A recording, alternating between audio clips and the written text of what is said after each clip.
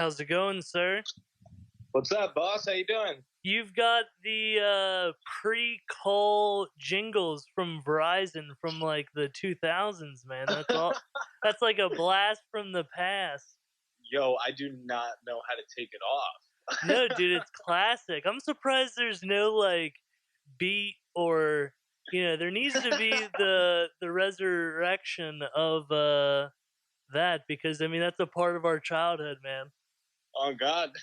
That's awesome. Well, so what we'll be doing for the first couple minutes is matching your phone with my mic's levels. So Okay, cool. if you could just go ahead and introduce yourself, who you are, where you're from. Gotcha. Hey, my name is CARLJ. I'm from New Jersey, but I'm currently living in Los Angeles. And yeah, Great, great. So I know you do have a background in music. Could you go ahead and tell me what was your inspiration moving into it? Was it friends? Was it family? Was it the situation that you were in? so when I actually was filming and doing after movies for clubs from about 14 to age 17, and around 17, 2 weeks out of high school, I moved to California, and maybe I was dabbling in music then in New Jersey, but it was pure fun.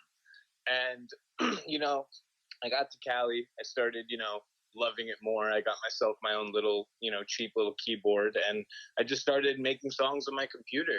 And as I kept going and going, people were like, "Wow, this is actually cool." And then I got to, I had the great opportunity of opening for Chief Keif about like 2, 3 years ago, and then ever since from there, I was just dead set on music because Dope. a lot of my friends growing up with music, we listen to music all the time. So music was always a part of my life. I was always traveling with DJs in the club, listening to music. So I was always in the music world, but I never fully indulged myself until I got to California.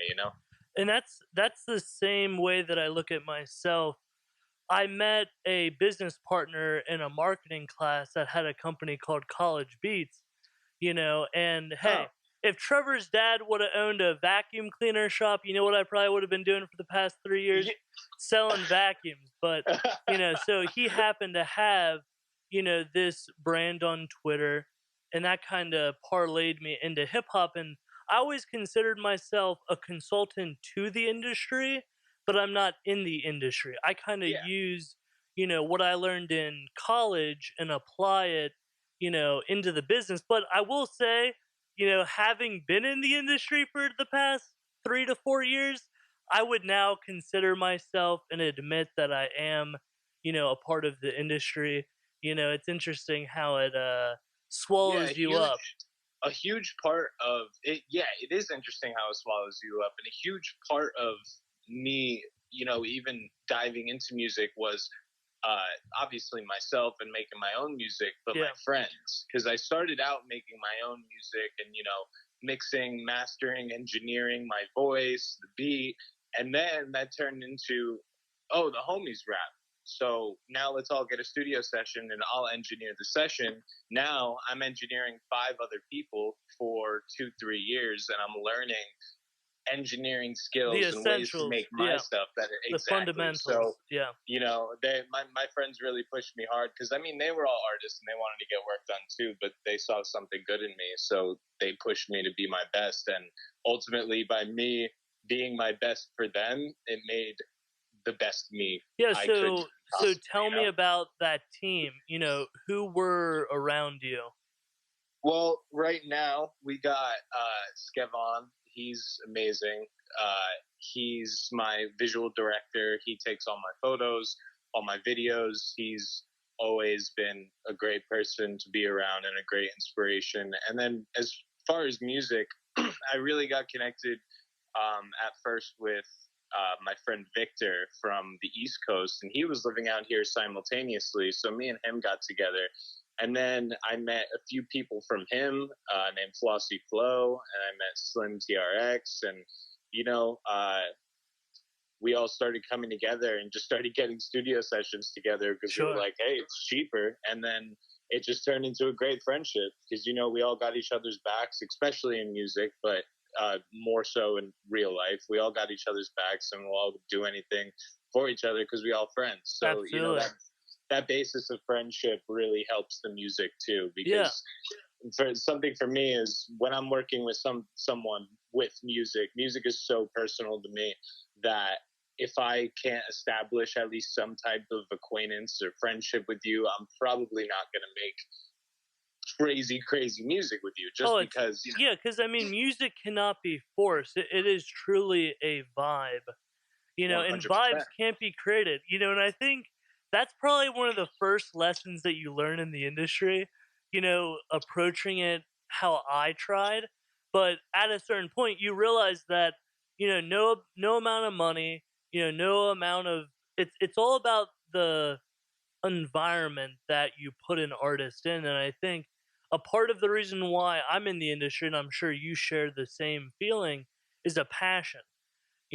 From my experience working Yeah, with the radio station, and we did a 29 episode series of Freestyle Friday, right? And the that's awesome. turnover had to be pretty quick, right? That Yeah, we'd shoot on a Tuesday night or a Wednesday night, and then I'd have to, because this file is 4K. So this is a yeah. 10 to 11 It's a big gigabyte file. file that takes, 4 hours to process, 4 hours to upload to Dropbox, 4 hours for them to download it, right? So, Oh yeah, and I I was believe it. producing it with all my equipment, lighting, sound. Obviously we were using the sound from the radio station, Yeah, but you know, I would shoot at, let's call it 8 o'clock at night, 7 o'clock at night. We'd probably get home. I live about 45 minutes outside of the city in Stonelick, Ohio, near Cincinnati, and yeah. I'd get home and I'd be so excited to edit the footage because I've got, the same way that you enjoy editing multiple people. I had that same enjoyment in putting together those different video files, right? Yeah, 100%. And then it ruined my sleeping schedule, because I'd be up till 4 in the morning editing, uploading to Dropbox. I'd be done there, and then it would take till like 7 a.m. to process, right? Oh And my then god. noon to upload to Dropbox, and then noon I was sending away the file in order for it to go through. And I've also heard, like, on movie sets, the editors have like trailers, so they like are basically nocturnal. It's like, Yeah, I don't know if this is what yeah. I want to do for the rest of my life. Well, actually, I came to California with the sense that I was going to actually be going into editing because, like I Yeah. mentioned before, I was filming Yeah, after so I'm excited to movies, talk and to you about that. I'd like to hear yeah, more. so yeah, that was actually really fun. I had um, linked up with I literally just got my first camera. I literally never edited anything before, and this kid on Facebook named Jordan Andrew, he was like, "Hey, let's. I need a videographer for my show." And I was like, "What?" So let me just talk to him. So I talked to him, and he was like, "Hey, man, I need you to film this show. It's in Philadelphia. It's at this club. You want to do it? We're driving down together." And I was like, "Yeah." So Hell yeah. I made this after movie with literally no experience, and to be honest, I don't know how I edited that thing together so perfectly, but I Did you did. use Premiere Pro? Like, what were you Oh, using? I was using After Effects at the After time just Effects. Oh, because okay, okay, okay. yeah, No, I was After big Effects into like on Adobe. Yeah. yeah, I was really into like the visual effects and like What type of creating computer effects. do you have? Because it's got to be pretty meaty to handle After Effects. I did have an Alienware at the time, so I was editing everything on that. But then sooner or later, I got a Mac that had like 16 gigabyte RAM Okay. specs, stuff like that. So, Okay. but I did it with him, and then me and him like connected so well, and for the next 4 years, I was his videographer, and I would go Dope. on So tour with we share him. that experience. So that's really cool.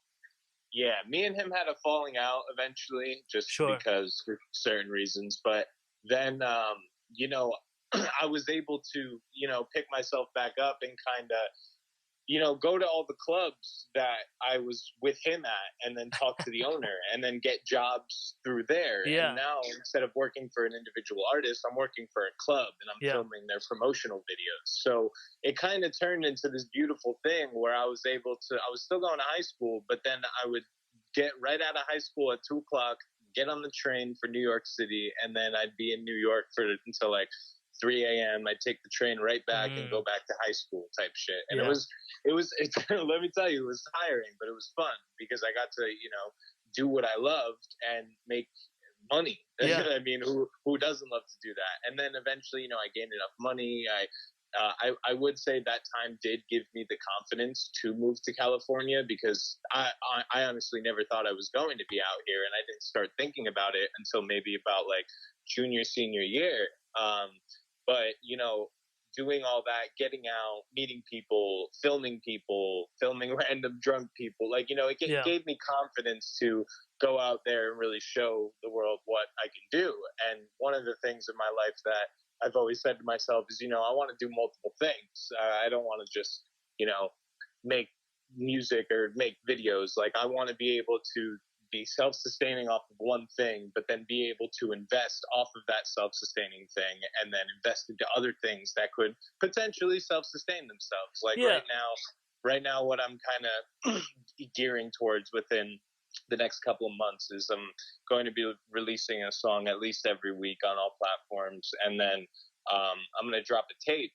And sometime around all of that, I am currently looking into investing in my own strain that I can sell to dispensaries, and certain dispensaries exclusively, so that I can brand a weed strain. I'm also looking at actual, like, it's crazy to think about, but like actual realty, like building a house.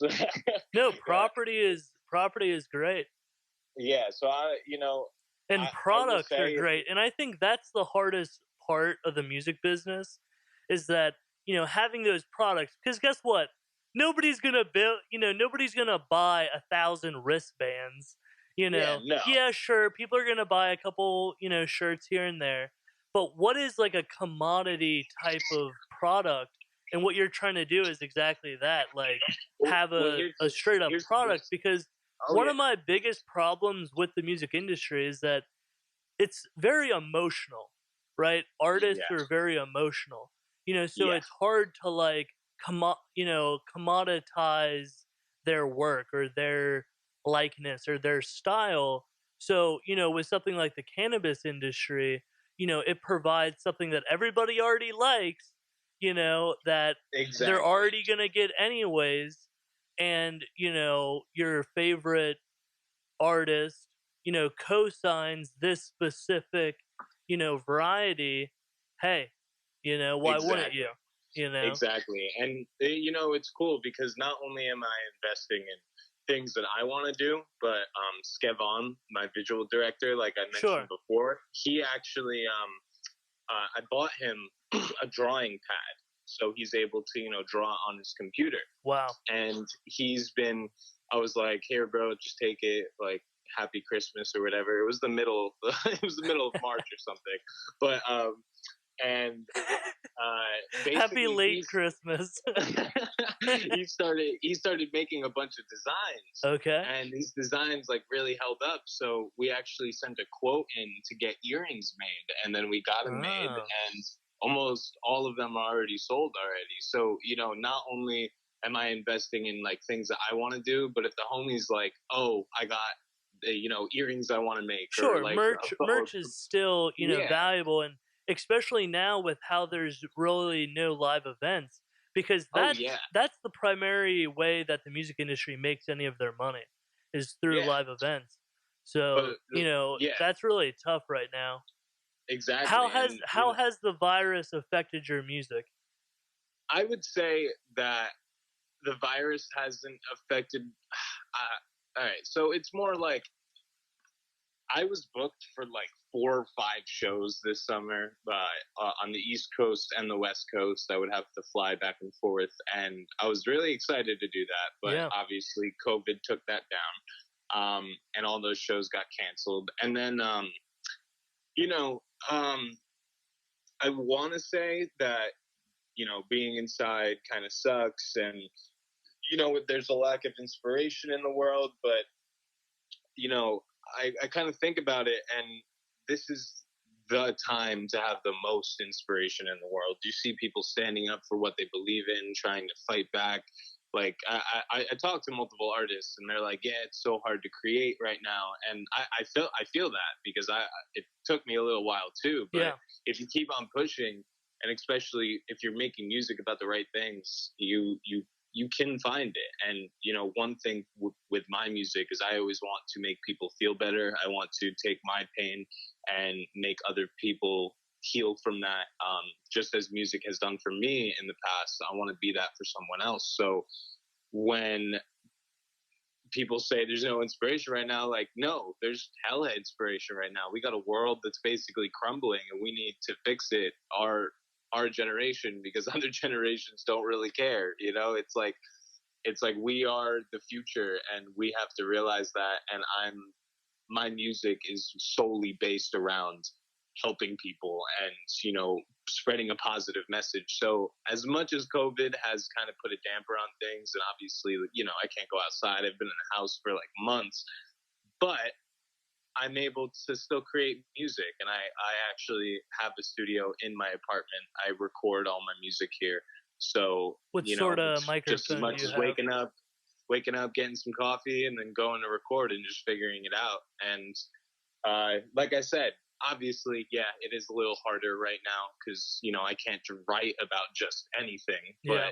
But it is. I wouldn't say there is a less of a surge in creativity. There's just the creativity has shifted to something of a more Well, what I think uh what happened was yeah. is that our society stalled. Like, let's say we have a manual transmission, right? And we've been using a manual transmission all our life. The automatics, the dual clutch transmission, That is what shit stalled everybody out. else is using, right? And then our whole society just like grind, the gears just grinded a little bit. We're trying to get back in gear.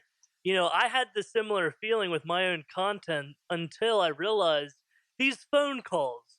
It's significantly less pressure to edit, right? I just have a saved file, I drop in the audio, I sync up the audio uh visualization, Yeah, sync it yeah, up, and I get rid of it. yeah. Versus with a lot of these other productions that I had been on, it would take me 8 hours to edit a vlog, Oh my or gosh. you Whoa. know, I'm talking about when I was first Yeah. kind of going at it. And also, Okay. most of those situations were like after the events, right? So it's not like I was well rested. It was more or less like I was so excited to edit the footage. I would come home from the event and then be so pumped that I would just immediately, edit it so then I could, send off the file to the label Yeah. and just go to bed and be like, all right, everybody's happy. I don't, have to, because you know how it is with editing. Like, people are just on your ass, and you want to give them a good product, and good product is taking your time at it, right? Yeah. Have you had those frustrations, and especially like editing something and then it never coming out? So, well, Have you dealt with that at so all? I do deal with that a lot, and that would be music videos not so much because me and Kevin and Skevon just work so well together, and we're able to move quick and figure out what we want to do. So as far as videos right now, that doesn't really happen. But music, I'll sit down and record and try to I'm always trying to test myself and break barriers and kind of do certain things that I wouldn't do. So in doing that, you come up with a lot of stuff that you might not really like. And I have, I kid you not, I have maybe over 1,000 project files of Logic on my computer, and only half of them are exported because the other half are just shit that I got the chorus done, and I was like, this ain't hitting for me. So I close it out and I start something new. And it is Yeah. discouraging because, sometimes I'll do that 3 times a day. And I'm like, fuck, dude, why can't I make a fucking song? But Yeah. then, I sit back, I'm like, relax, you're cool, Yeah, and But that's somewhere where I can't really connect you on because I've never, I played guitar when I was much younger. I played piano for a hot second, drums for a hot second. I'm not proficient whatsoever. I can't play by ear. So how has your music affected your videography? Would you consider yourself an artist first and a videographer second? Or, how would you what would be your um I I would say that I am an artist first when it comes to, like, down to it. I am a musician and artist first before a videographer. I love editing. I love the camera, and I love editing footage. That is one of my passions. But music is definitely something that I hold very close and dear, and it's very personal to me. And I feel like with music, you can add that personal touch. That, I mean, obviously, you can add your personal touch, your style when you're editing a video, and then you're kind of known for this certain style. But with music, it's just so personal that um, I feel like if I was doing anything else, I like professionally as a job, I would always be thinking about music, and no matter what, half of that check is being invested into music. Whatever if I'm sure. working at a fucking grocery store, McDonald's, whatever, half of that check or 3/4 of that check is always going to go to the music until music is able to self sustain itself. Yeah. No, and That's I admire your After Effects skills. That I've got a 16 gigabyte hard or RAM as well. Um and I could never really break through. I could do real basic stuff, but the playback was almost non-existent. Like maybe I should have used. I know you can use proxies inside of um, Premiere, but can you use proxy files inside of After Effects to make the playback go quicker? Like, I think you can, but what do I you never do? used a That's what I'm proxy. saying. One Like, thing I that I can't always believe did though was you're after I was done efficiently. exporting, because I'd have a file that's like literally 19 gigabytes. Yeah. There's this program called Handbrake, and it's basically a proxy. And what it does it's for Mac, it's free, and you compress the file, um, and it actually loses, literally, kid you not, no quality. I had a 1080p video. I put it through this, compressed it. It was still 1080p when it came out, and it went from 10 gigabytes to 100 megabytes. So All that right. might be something you want to look into. Handbrake. And then when you process it, does it process it at the regular amount? Like Yeah, when yeah, the final file is, still 10 to 15 gigs, right? yeah. It makes a whole other file that's the same Wow. file, just 100 megabytes, and Yeah, and it's I'm all insane. about developing relationships, and I definitely think I could learn a lot from you. And I don't know, from you checking out some of my pages, do you have any questions for me? Well, one thing I wanted to ask you was, how did you get into, well, one thing with me at least is when I'm talking to people, I'm very good at being talked to, but Sure. not talking to people. And Okay. you are good at talking to people. All So I right. want to know, kind of like, where did you get this interest of, just being able to, I don't know, connect with people and talk with Yeah, people, I would and then say, from let's say from 10,000 feet, at the deepest level, when I do anything, I'm 150% in or 150% out. And I yeah, think, that really contributes to how I approach anything. And I would also consider myself a jack of all trades, but a master in none except polka dancing and waltz dancing. I'm a pretty good dancer. So I have put in 10,000 hours on dancing. I belong to a German cultural society. My That grandparents is were immigrants. awesome. And, That is awesome. my mom dances, the full lederhosen, and also That is different, awesome. black pants and kind of half Amish. But from Yeah, Romania, Serbia, Croatia, Yugoslavia, dude, Romania, that's awesome. Austria. And we go every 7 years for a month and tour around. And we've got about 16 clubs in the United States and, dozens in Europe, dozens in South America, Yeah, Argentina.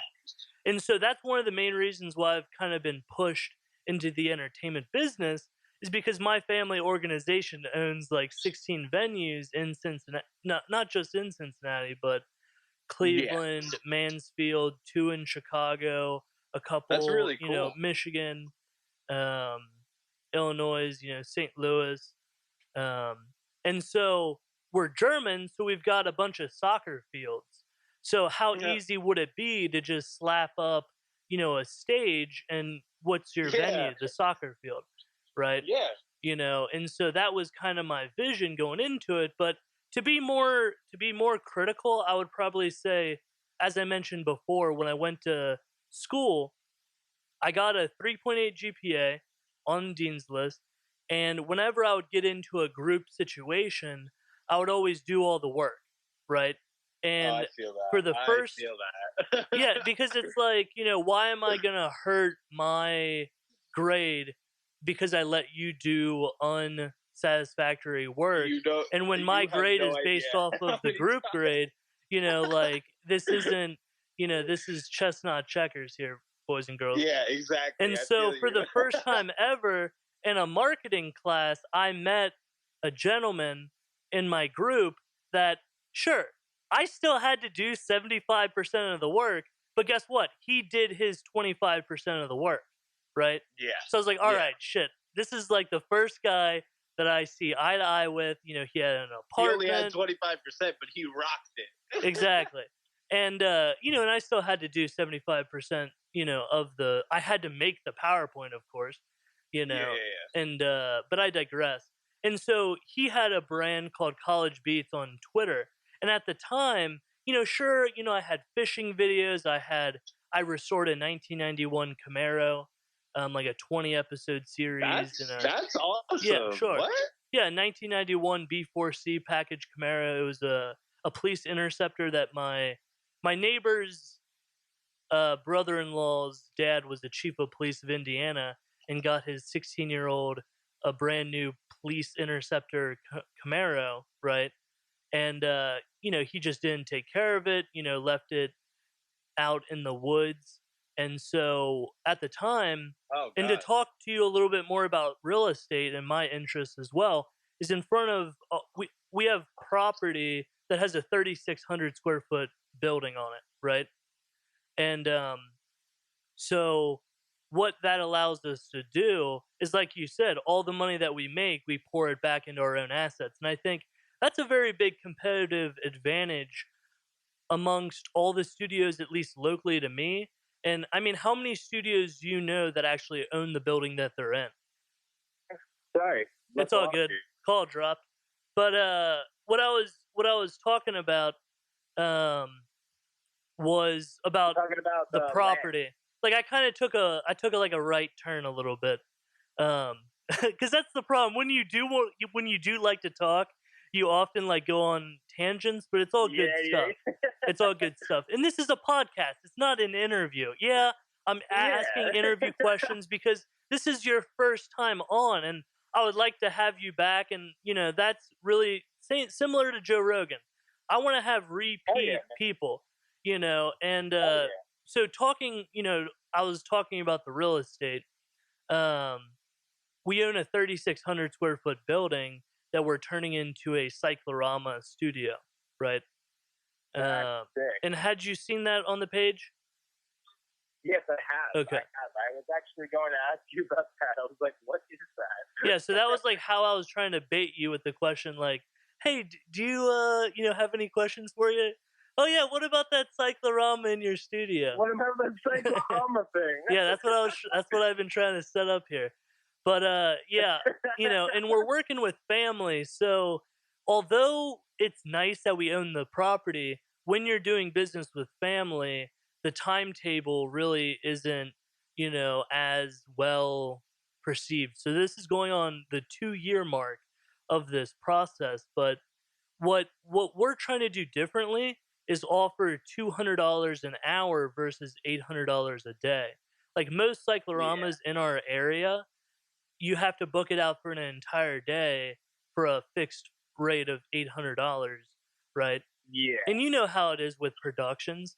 Yeah, if you're gonna pay, let's say, a deposit of $100, rather than being all in at 800 and then someone not showing up, or we weren't yeah, able to get this or we weren't able to get that. You're only losing $100 versus $800 on a full day. exactly. And then sure, if your One day thing that goes I do. long, your day goes long. And then rather than $800, it's only $400 or only $600. you know Yeah, um one thing that I use a lot, and what you should look into too is peer space. I'm sure you've heard of it, but I use no, a I would lot of let me know about it. peer space is this site that you can basically rent locations, and I basically rent all my locations for music videos off of this site. Some of them can run a little bit pricey if they're big Yeah, and they're tell me, I mean, extravagant, this please, I that. mean, go into But detail. they charge by the hour, and like I don't know if you saw the spinning music video, the recent one that I posted with The me on the thinning, piano. Yes. like from Um, Logan Paul. no, my recent music video that I just dropped. Oh, okay. It's like The Thinning. Yeah. Wasn't there like a YouTube originals movie called Yeah, The Thinning yeah. or something like that? I know.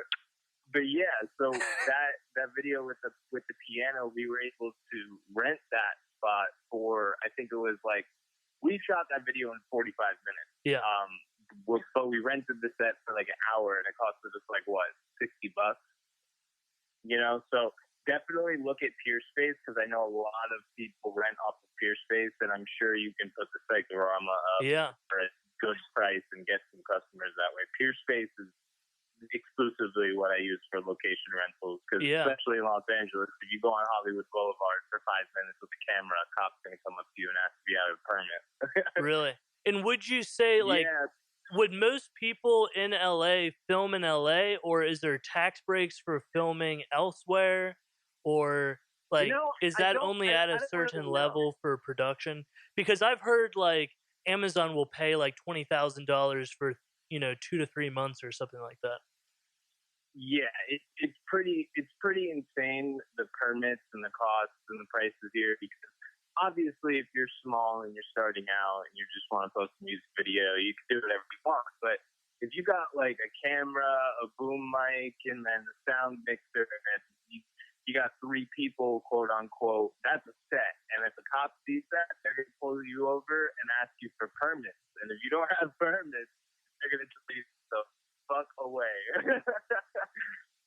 Yeah. Yeah, and It that's sucks, interesting but to hear about the culture in California. I had planned before the virus, as far as how the virus has affected me. Um, I had a similar breakup or distancing from my previous company that I worked with, College Beats, and I was planning on oh, okay. going to Fremont, California, to go to a coding school, um, on like named 42 Oh, word. Silicon. Well, what were you interested in coding for? Yeah, Like, just what it was what like a month. It interested was you just a most? month class, and my cousin was there too. He had just gone Oh, through nice. the program, and it was um, an opportunity. I got accepted. I was going through all the paperwork as far as like dorms and everything, and it's free Yeah. housing, free tuition, and food at cost. So the food was only going to be Oh, like that's five cool. dollars per meal or something. And then the dorm was totally taken care of, and of course, I in my, because you're getting a little bit of an idea about me. I'm a talker, Yeah, right? I'm mainly wanting to go there in order to network with these silicone type guys and then provide the brand. And maybe you could give me a good perspective on this to let me know if this idea is a good idea.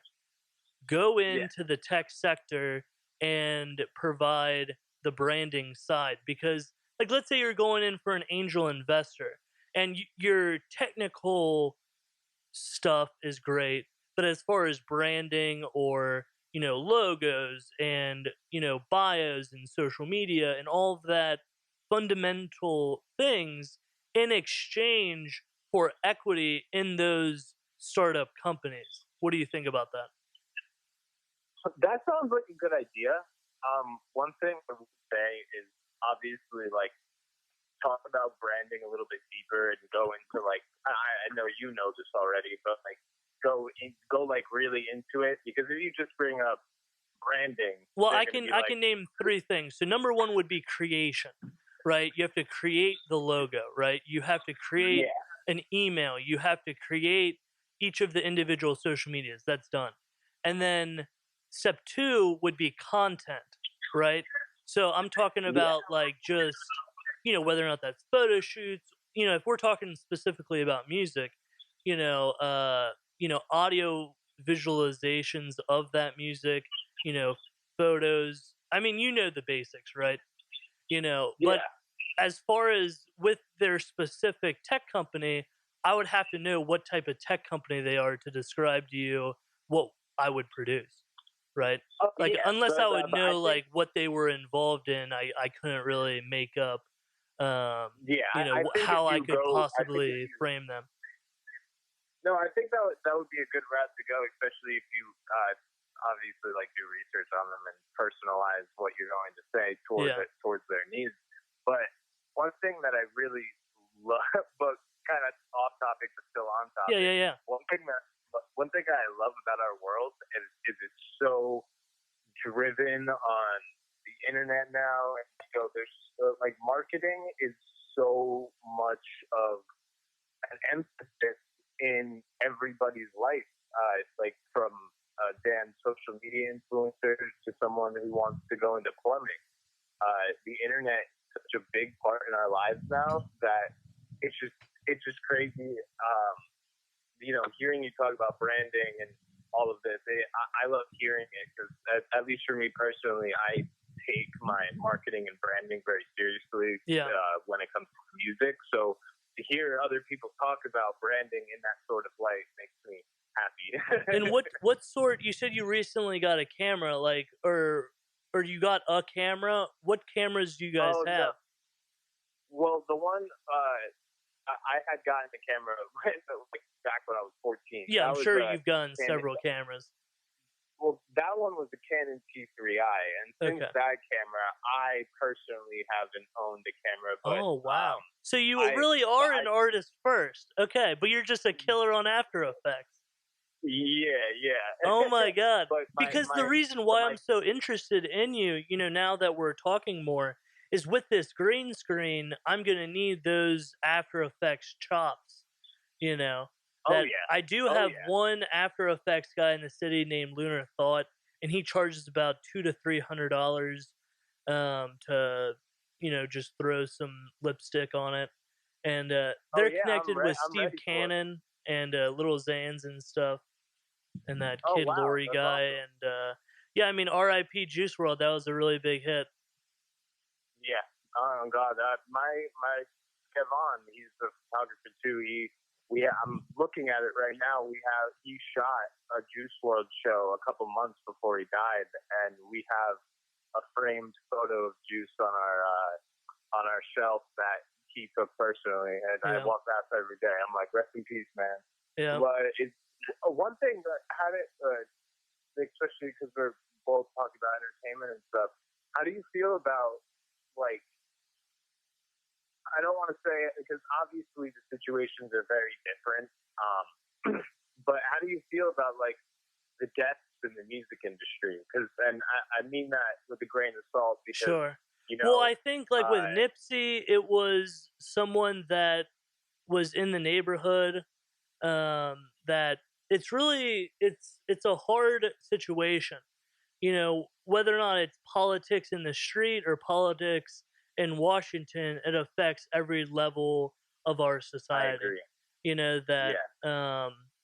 yeah, I mean, I I fully believe that I'm one of those people that fully believe that John Lennon was killed by the government because he did make such an impact in the music. So I really wouldn't be surprised that someone as influential as Nipsey Hussle got off by a government official well, or something. and also people say that Tupac's in Cuba, hanging out as well. I Yeah, listen to a lot of Joe Rogan. But, I try to stay as diplomatic and neutral as possible. I don't really get into politics. Um, I'm just neither do I. a curious observer, and I don't know.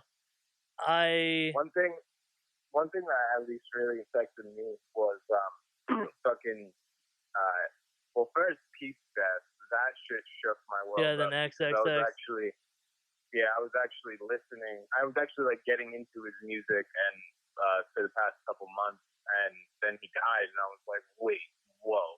And it was funny because all of my friends had listened to Little Peep, but nobody told me about this motherfucker because everybody was scared to admit that they listened to Little Peep. And I was like, what kind of mentality is that? This guy's awesome. This guy's hard. He makes Where's great Little music. Peep But from?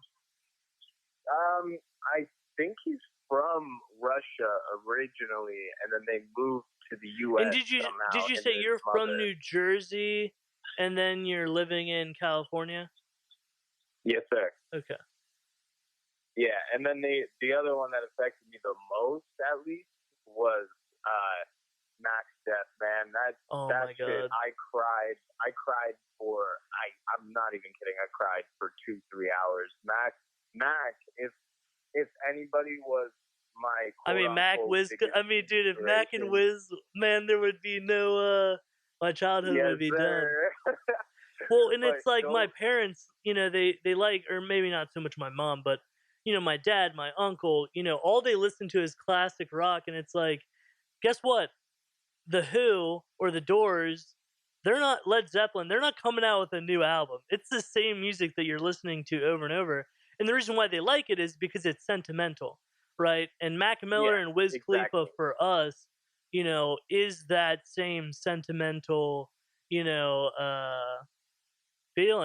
And it's funny that you mentioned that because when Mac died, it was a huge thing, and my father knew that I was a huge Mac fan. I had posters in my room since a kid, this that since I was 12 years old type shit. I've been a fan, but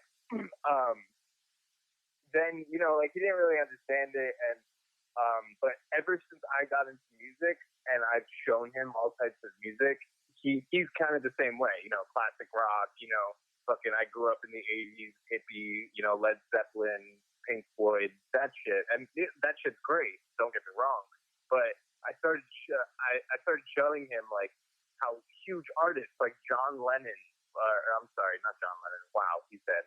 I forget Eric Carlson or something like that. They went on stage and they did this whole tribute for Mac when he died, and my dad was like, "Whoa, that's like Elton John," and he's talking about this rapper, which in his mind was just some rapper. Yeah. And I was like, "No, Dad, you should listen to his fucking music because there's so many jazz influences, rock influences." Well, you're gonna also keep in mind, part of the reason why we love hip hop is because they hate it.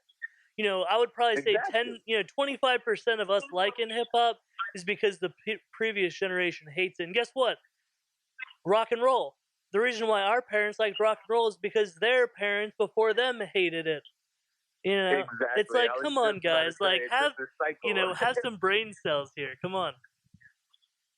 Yeah, and I will say one thing that I am grateful for with being in music now is my father has definitely, opened up. I was one of those kids that wasn't allowed to smoke weed. I was very not sheltered, but my dad did not want anything happening to me, and he was very protective of me. So, I would get in trouble for smoking weed and shit.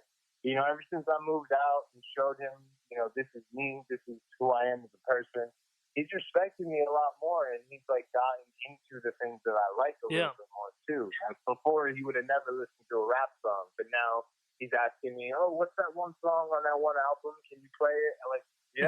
And for me, that's really cool because music has always been that. It's always been something to get people together. So the fact that I did that in my own family, hell No, yeah. you're lucky. You're lucky. The moment my dad does that, I'll shake your hand. But I guess nowadays we can't. But it's weird. It's like No, even and like different sayings that we used to be able to say, we can't even say anymore. Can you believe yeah, that? I know. But the thing too is like through music I even met you, Yeah. and we're having a great Yeah. conversation. Like one thing I love about music, it's not only the music aspect, but the fact of how it can bring people together Well, and so the much. virus And has allowed for this because I've had to think of that's new very true. ways, with phone calls. And hey, I had left College Beats. I was done with the industry, to be completely honest. And I was Oh, heading out to California. And another part of it was too is I had a representative from QC offer me an office and to go out on tour through Capitol Records with different artists that I can't.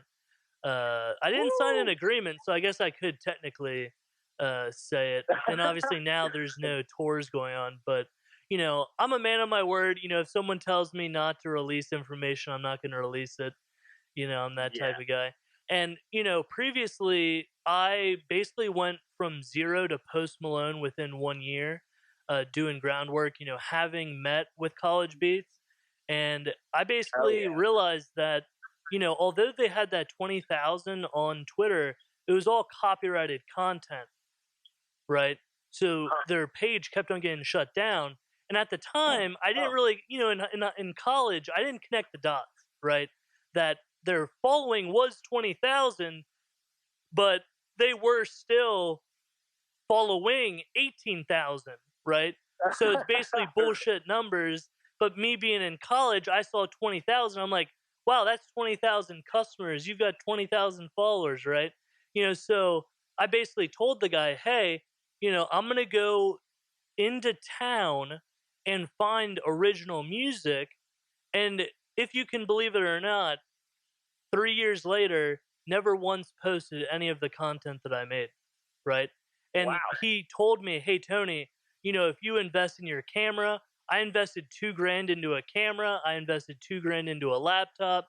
I have a 2015 MacBook Pro and 15 Yeah. inch. And, I Cool. basically went from the ground up that I met you asked me about how I got into the music business. It really all happened on Tinder, actually. That I really wasn't What? looking. Yeah, I wasn't really looking for a relationship. I was asking girls like, hey, what do you do school/business wise? Okay, and what I wanted to do was find somebody who is in business.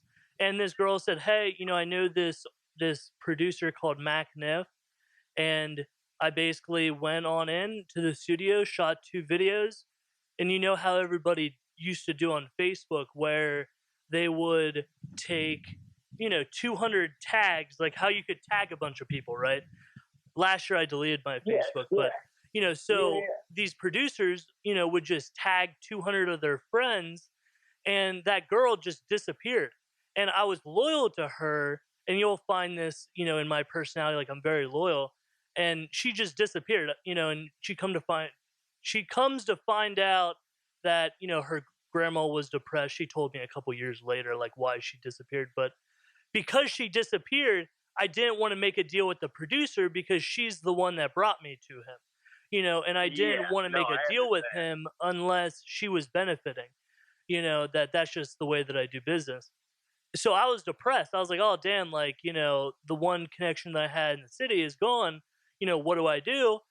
Next morning, somebody totally random, probably from one of those tagged individuals, DMs me on Facebook and says, hey, let's network. So then I go down and it's like a clothing brand distributor.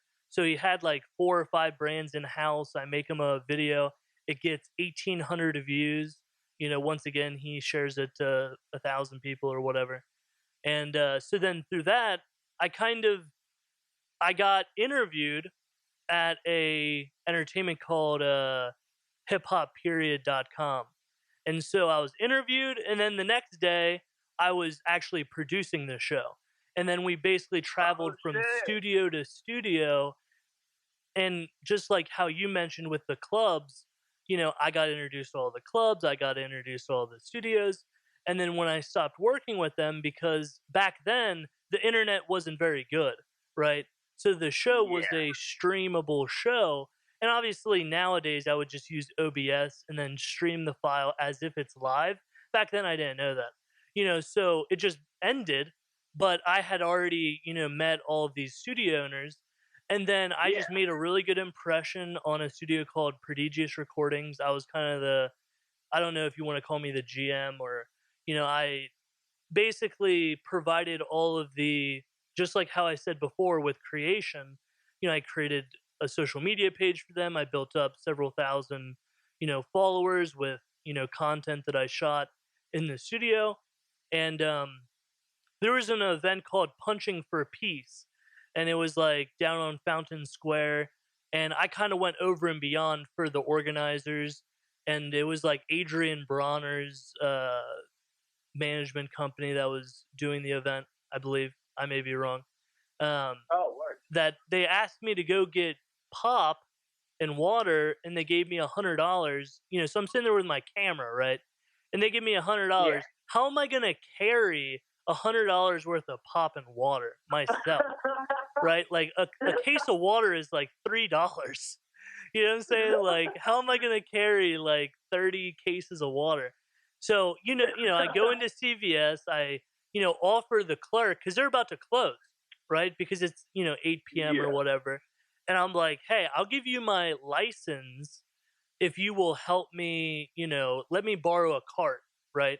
And he's like, oh, no yeah, problem, no problem. He goes in the back and gets like a floor jack, and we both have floor jacks. And he lets me keep my license, no problem. We walk it up to the event. He grabs the cart and he's off. So he helps me out. But I just made a really good impression, and then that is what ultimately netted me Post Malone, where he agreed to do a show with us for 60 grand, that's which awesome. is a great price. And my partner agreed to it. And then the day after, when the guy wanted to meet, he said no. What? Yeah, that he was uncomfortable meeting him at his house, and my partner didn't have the ability to say, hey, let's meet in public, let's meet here, let's meet there. But guess what? The guy we just spent a weekend with, my parents, we have timeshare, in like Fiji or something like that. So we get like ninety Yeah, thousand points a year. So, I rented out a resort down there. Sure, we had to rent like a $400 Audi from Turo, to keep up our look, and we had a great experience. We probably hung out till about 2:30 in the morning. It was a really great experience for me because I had deserved it. That I built yeah. up all that goodwill. And I'm not going to divulge too much information because we're live right now, but it was a great experience. And I had tried to get my partner and their associate closer, right? So then when we were Yeah, to come home, things could be handled without me having to micromanage everything, right? And yeah, any time that yeah. I put the reins into my partner's hands, he completely dropped the ball. Because at the end of the Uh day, oh. the best way to make money in the industry is to have live events, right? Yeah, yeah, 100%. So at the time, my partner's landlord was the head of security at Riverbend, which was like the biggest venue in Cincinnati, right? Oh And yeah, I'm even actually familiar front with it. they were even gonna front the cost of the tickets because they knew Post Malone was gonna sell out, Oh yeah, I believe you know? it. And so that was that situation as far as how College Beats turned out. And having worked with the radio station and doing the 29 episodes, and I'll send you that series as well to check Yeah, out. definitely. I want to check that out. And what I also want to do is, I should have done this earlier, but could you please let everybody know where to find you? Oh, well, you can find me at CARLJ on any social media platform. But if you want to find direct links to everything, not only my social media, but my videos and music, you can go to CARLJmusic.com. That's CARLJmusic.com, and everything should be there. And I update it weekly with new songs, new videos. Yeah. That's great. And I also want to ask everyone to please subscribe. This is, I believe, going on the 11th or 12th podcast that I've done in this series. This past week, we released episode number 4, and we've been doing a lot of construction out at the 2045 Stonelick Cyclorama, so I really haven't been able to shoot this past week show where I summarize everybody that I've spoken to over the past week. And moving forward, I would want to ask you, what are your short-term and long-term goals? Well, my short-term goals. Well, actually, let me start with my long-term. My long-term goals would be to at least buy or build a house and flip it by the age of 25. And I'm 20 right now. I turned 21 in September. When's your birthday? Long-term goal. Thank you. No, when is your birthday? September 16th. Okay, I'm the 28th. Oh.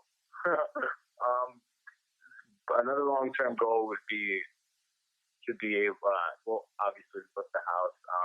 This is a little further, but be able to support my family, just because my family, as they're not in the greatest position right now, and I want to be able to be in a position where I can provide things for my little siblings. I have 5 younger siblings.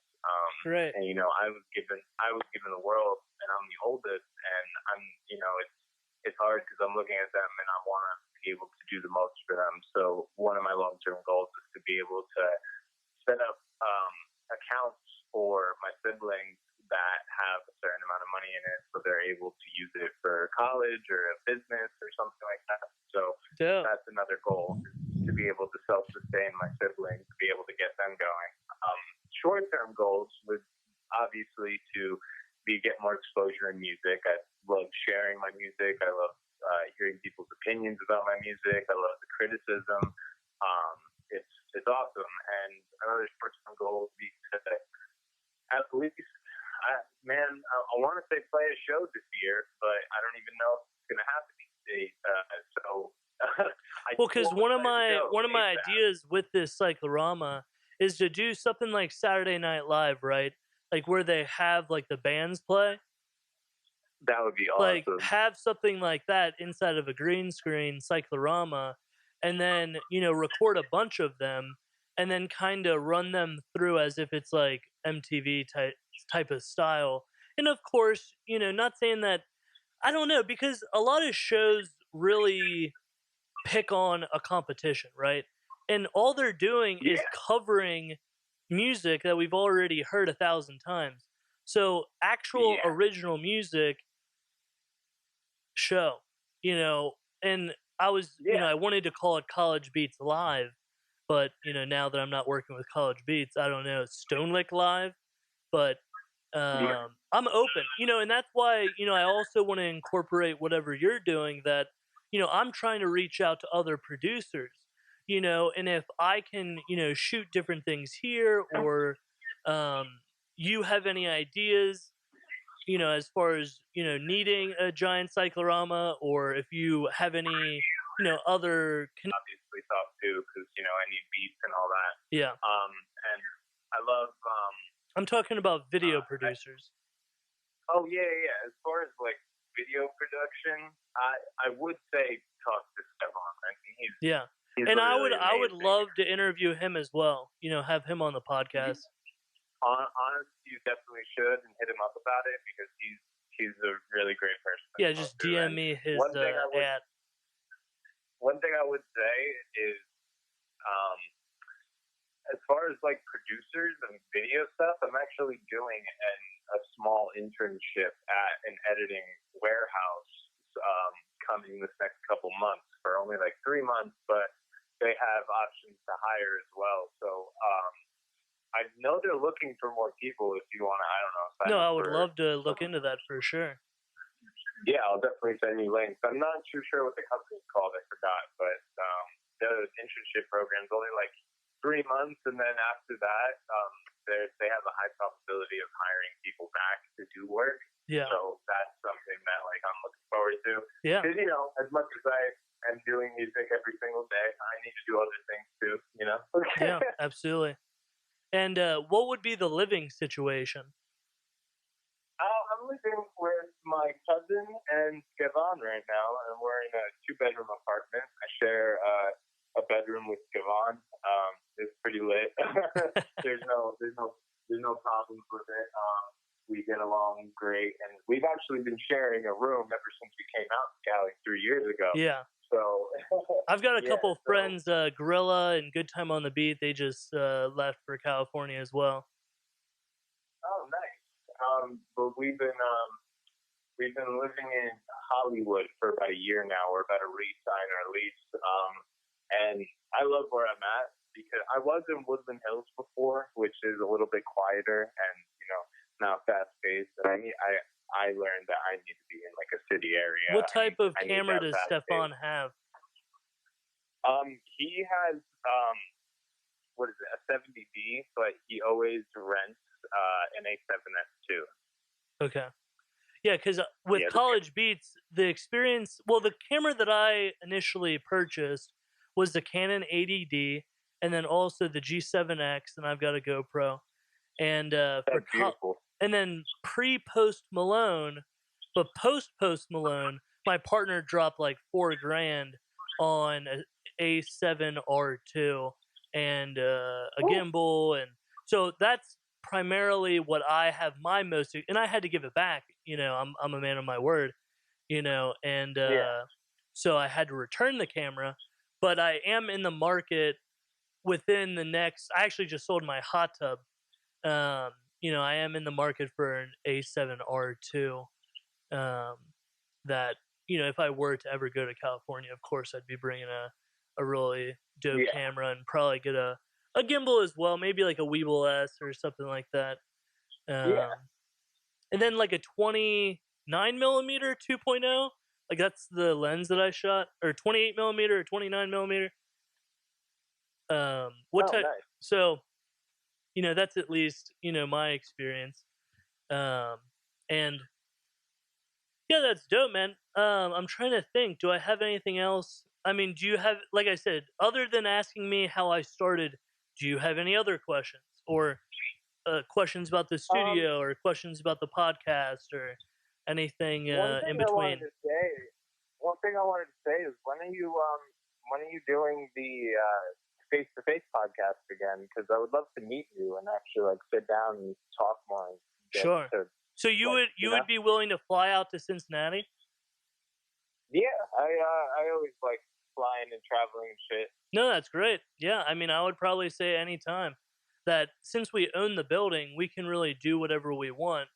My dad is now working inside of the office of the building, so that's at least in the office itself. But I think we could put our brains together and make a pretty dope little set in the actual green screen room. And there needs to be some sort of echo treatment as well.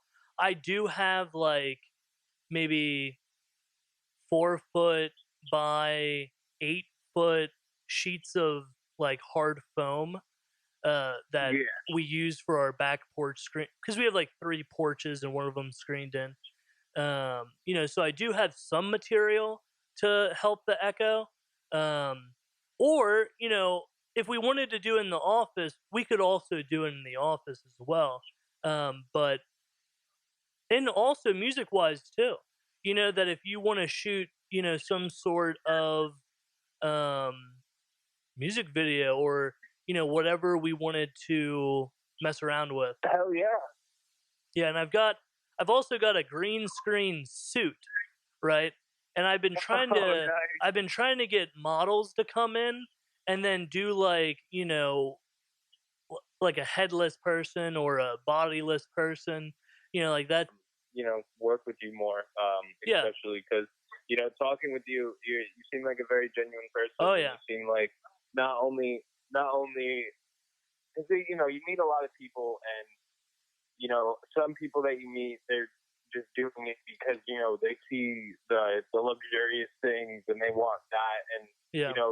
you can really tell when someone is doing it for like very very selfish reasons or Yeah. doing it for the sole fact that they love it. And Yeah, I'm our glad I met you. philosophy is that everybody should make money.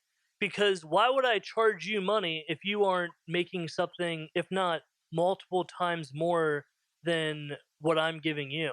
That's like, why would you pay Exactly. me if you're not making money? Why would I want to bleed you dry, nickel and dime you?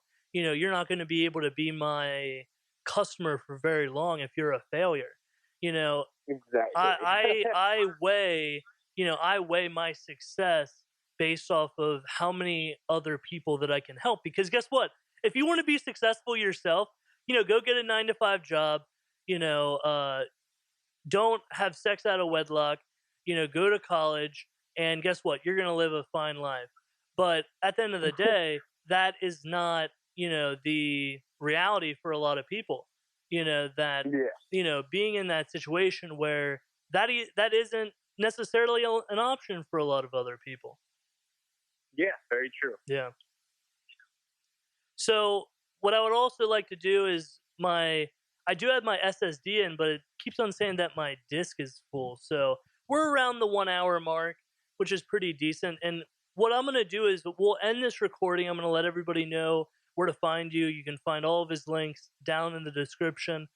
But we'll also have a conversation after the podcast as well once uh, the recording's over. So if you would please let everybody know who you are, where they can find you one last time. So you can find me at CARLJ on most social media platforms. But to find my social media, my music, and my videos all together, you can go to carljmusic.com. That is carljmusic.com. Great.